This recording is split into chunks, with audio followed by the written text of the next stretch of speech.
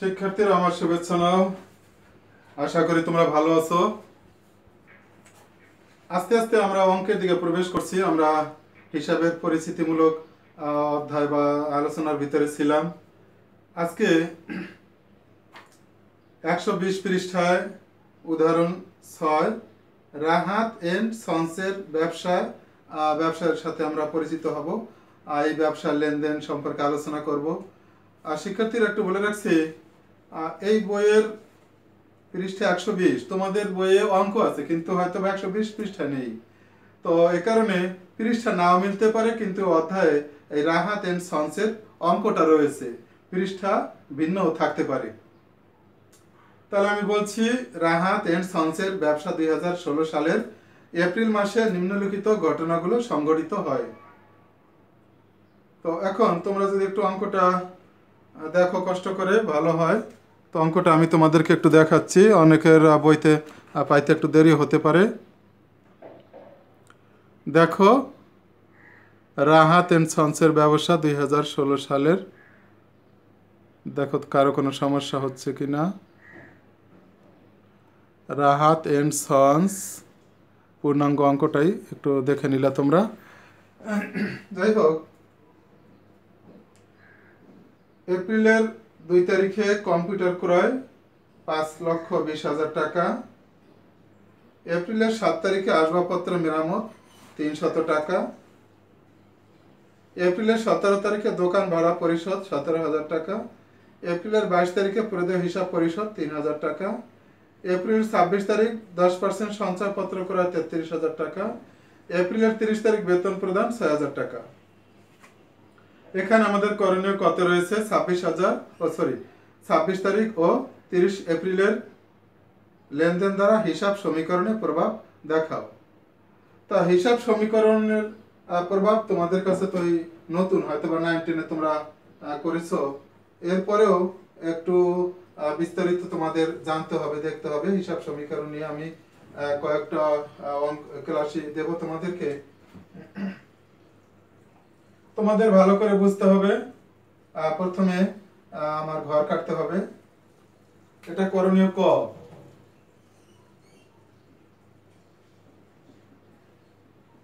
করণীয় ক। তা প্রথমেই ঘর কেটে নেই।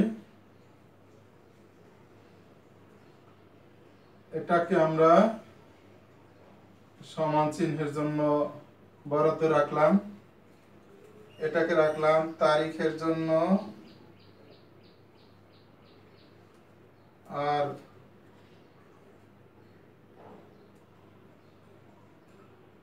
এটাকে রাখলাম সম্পদ। আর কোন ধরনের দায় আছে, তো এখানে একটু লিখলাম দায় ও মালিকানা সত্য। তো এখানে আমরা সেটা দিতে পারবো, যে কি থাকে তা তো আমরা এখন বলতে পারি না, অঙ্কটাকে আমাদের পড়তে হবে। অঙ্কটা পড়ার পরে আমরা এই ঘরে কোনটা কয়টা ঘর হবে সেটা আমরা বুঝতে পারবো। তো এখন এটুকু আমরা মন্তব্যের জন্য বেশি একটা রাখার দরকার হয় না, বেশি বড় দরকার হয় না, শুধু আয় ব্যয় এগুলো লিখতে হয়। মন্তব্য।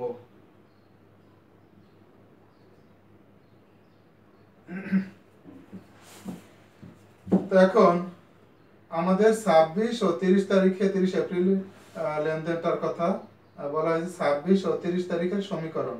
26 তারিখে বলা হয়েছে 10% সঞ্চয়পত্র ক্রয় 33,000, 10% এপ্রিল 26, তাহলে অঙ্কটা হলো 2016। তারপর হলো এপ্রিল 26, তাহলে কি বলা হয়েছে? 10% সঞ্চয়পত্র ক্রয়। তো সঞ্চয়পত্র আমাদের পাইলাম, অর্থাৎ সঞ্চয়পত্র তো সম্পদ। সঞ্চয়পত্র পাইলাম একটা ঘর। সঞ্চয়পত্র প্রথমে নগদ দেওয়া ভালো ছিল, যেহেতু সঞ্চয়পত্র লিখছে আর মোছার দরকার নাই। সঞ্চয়পত্র কি দিয়ে কিনে? নগদ টাকা দিয়ে কিনে। নগদ টাকা দিয়ে সঞ্চয়পত্র কিনে তা পাইলাম।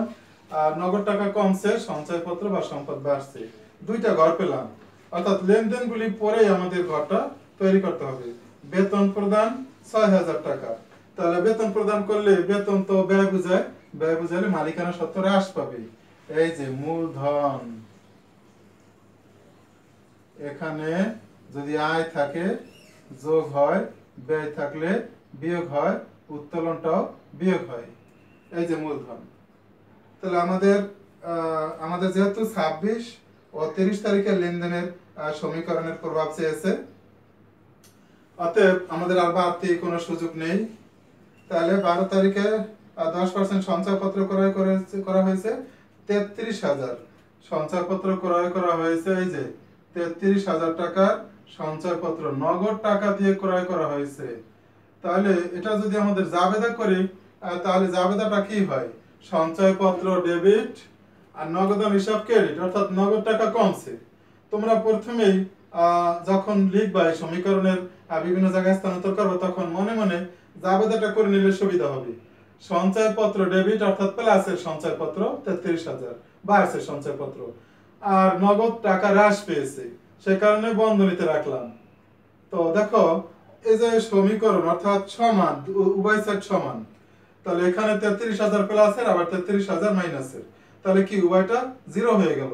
তাহলে এই সাইডও জিরো, এই সাইডও জিরো, অতএব সমীকরণ শুদ্ধ বা সমান। সমীকরণ কথার অর্থ হলো সমানকরণ। এরপর আমাদের ৩০ তারিখ অর্থাৎ সমান করেছি আমরা। বেতন প্রদান ৬০০০ টাকা ৩০ তারিখ, এপ্রিলের ৩০ তারিখ, এপ্রিল ৩০ বেতন প্রদান ৬০০০ টাকা। ৬০০০ টাকা বেতন প্রদান করলে জাবেদা কি হয়? বেতন হিসাব ডেবিট, নগদান হিসাব ক্রেডিট। এই যে বেতন, তাহলে মূলধন কমবে, মূলধন কমবে। তাহলে কি হলো? এটা বেতন দ্বারা ব্যয় বোঝায়, মন্তব্যের ঘরে ব্যয় লিখতে পারো। তাহলে আমাদের এই দুটো জিনিসে চাওয়া হয়েছে, দুটো আইটেমে চাওয়া হয়েছে। তাহলে দেখো এখানে আছে ৩৩,০০০ প্লাসের, ৩৩,০০০ প্লাসের, আর এখানে আছে ৩,৯০০, ৩,৩৯,০০০, এটা হলো মাইনাসের। তাহলে মাইনাসের কত থাকে একটু দেখো। এই যে আমরা এখানে একটা টান দিলাম এখানে, তাহলে মাইনাসের কত থাকে একটু দেখি। মাইনাসের থাকে ৬০০০। দেখো মাইনাসের ৬০০০ বন্ধনী দিয়ে মাইনাসের প্রকাশ করলাম। এটা আবার যোগ করে তোমরা দেখতে পারো ৬০০০, এখানে ৬০০০, ৬০০০ সেটাও মাইনাসের, মাইনাসের বা ঋণাত্মক বলতে তোমরা বন্ধনী দিয়ে বোঝাতে পারো। তাহলে দেখো একটু মানে ডাবল দাগ দিয়ে আন্ডারলাইন দিয়ে তোমরা অঙ্কটা শেষ করতে পারো। তাহলে আমরা দেখলাম যে আমাদেরকে সমীকরণ করতে বলা, সমানকরণ সমান হয় কিনা সেটা আমাদেরকে দেখাতে বলা হয়েছে। আমরা দেখলাম যে সমান, উভয় সাইড সমান, অতএব আমাদের সমীকরণ শুদ্ধ। এভাবে এই ঘরগুলি কয়টা ঘর হবে সেটা আগে বোঝা যায় না, অঙ্ক পড়তে হয়। অঙ্ক লেনদেনের ভিতরে যে যে সম্পদ আছে ওই সম্পদের নাম লিখতে হবে, লেনদেনের ভিতরে যে যে দায়ের উল্লেখ আছে সেই দায়গুলি লিখতে হবে। তো শিক্ষার্থীরা আমাদের ক শেষ হলো। ভিডিওটা টেনে টেনে তোমরা ভালো করে লক্ষ্য করবে, ভালো করে দেখবে। এরপর আমাদের খ করণীয়, করণীয় খ, করণীয় খতে চেয়েছে ১৭ এপ্রিল লেনদেনের জন্য ডেবিট ভাউচার তৈরি করো। ১৭ এপ্রিল লেনদেনের জন্য ডেবিট ভাউচার তৈরি করো। অর্থাৎ ১৭ এপ্রিল কি করছে একটু দেখি। দোকান ভাড়া পরিশোধ ১৭,০০০ টাকা। দোকান ভাড়া যদি পরিশোধ করে সেটা একটা ডেবিট ভাউচারের মাধ্যমে দিতে হয় টাকাটা। তাহলে ডেবিট ভাউচার কি করতে হয়? প্রথমে এই প্রতিষ্ঠানের নাম, ডেবিট ভাউচার অবশ্য ডেবিট ভাউচার, ডেবিট ভাউচার সাধারণত ছাপানো থাকে। তো যেহেতু এখানে আমাদের অঙ্ক দেখাইতে হবে সেহেতু ডেবিট ভাউচার আমাদের লিখেই দেখাতে হবে, একটা ফর্ম লিখতে হবে। তাহলে প্রথমেই প্রতিষ্ঠানের নাম, প্রতিষ্ঠানের নাম কি? Rahat and Sons, Rahat and Sons, Rahat and Sons, Rahat and Sons. এরপরে আমাদের এই দোকানের ঠিকানা লিখতে হবে। ঠিকানা তোমরা একটা কাল্পনিক ঠিকানা দিতে পারো তোমাদের ইচ্ছা মতো। এরপরে লিখতে হবে ডেবিট ভাউচার। ডেবিট ভাউচার সাধারণত ছাপানোই থাকে, পূর্বেই বলছি ভাউচার সাধারণত ছাপানো থাকে। এরপর আমরা কি বলবো, ডেবিট ভাউচারের নম্বর, ভাউচার নম্বর থাকে, ভাউচার নম্বর একটা তোমরা দিয়ে দেবে যদি প্রশ্নে না থাকে। এরপরে হিসাব খাতের নাম, হিসাব খাতের নাম, হিসাব খাতের নাম, যেমন এখানে বেতন, এখানে ভাড়া, দেখি 17 তারিখে কি বলছে, দোকান ভাড়া, এখানে ভাড়া, তোমরা ভাড়া লিখে নেবে। এরপরে আমরা দেখি তারিখ, এখানে তারিখ, ডান কোনায় তারিখ তোমরা দিবে। এরপরে গ্রহণকারীর নাম, যে ভাড়াটা গ্রহণ করলো, বাড়িওয়ালা অথবা অন্য কেউ, গ্রহণকারীর নাম। এরপরে ঠিকানা, ঠিকানা। এরপরে আমাদের খরচের বিবরণ, আমরা একটু ছক কাটি, এখানে ছক কাটতে হবে। টাকার অঙ্ক অবশ্যই একটা হলেই চলবে, টাকার অঙ্ক। এখানে বিবরণ দিতে পারো, বিবরণ, টাকা। এখানে কি বলা হয়েছে, সংযুক্ত বিল মোতাবেক দোকান ভাড়া পরিশোধ, তাহলে দোকান ভাড়া পরিশোধ 17,000 টাকা, এভাবে লিখতে হবে। দোকান ভাড়া পরিশোধ 17,000 টাকা। আবার আমাদের 17,000 টাকা মোট লিখতে হবে, আন্ডারলাইন দিয়ে শেষ করে দেই, ডাবল দাগ দিয়ে শেষ করে দেই, এটা মোট। এখন টাকাটা কথায় লেখা উচিত, টাকা কথায় 17,000 টাকা মাত্র, কথায়, এটা ছকের বাইরেই থাকে, কথায় 17,000 টাকা,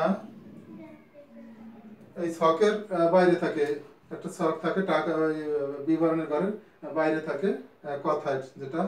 এরপরে ক্যাশিয়ারের স্বাক্ষর, হিসাব রক্ষকের স্বাক্ষর, স্বাক্ষর এগুলি, ক্যাশিয়ার, ক্যাশিয়ার, তারপরে হিসাব রক্ষক, হিসাব রক্ষক। এরপরে ম্যানেজার, ম্যানেজারের স্বাক্ষর দরকার হয়, ম্যানেজার। তারপরে গ্রহণকারী স্বাক্ষর, কে গ্রহণ করলো টাকাটা, তার স্বাক্ষর।